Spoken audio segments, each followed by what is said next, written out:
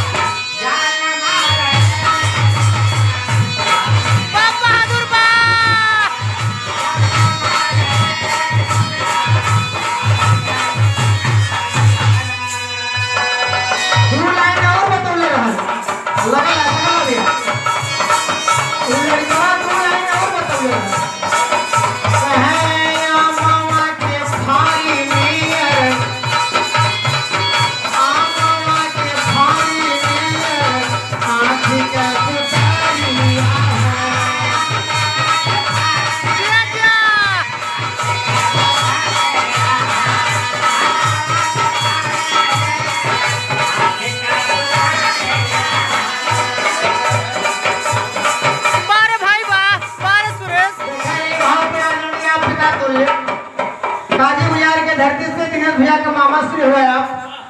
क्षण में question number बा गाना सुना वाले भैया लोग के था उचित नंबर बा 101 रुपए का सुंदर आशीर्वाद। लेकिन साईं भैया काशी भैया दोनों ने सुन लिया उमड़न करम बा अपने महबूबा का या अपने पत्नी के पूछ लेला कहे आमरा के छाई आंखी के पुकारिया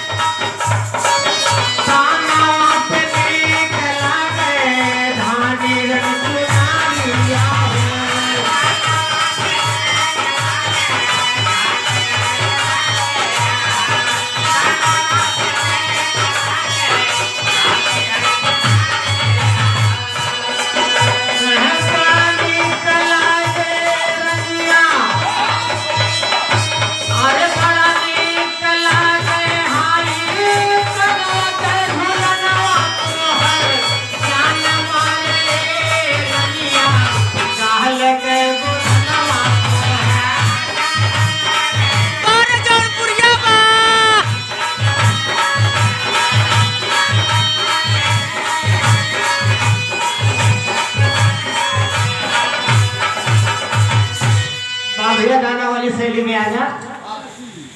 देखा जो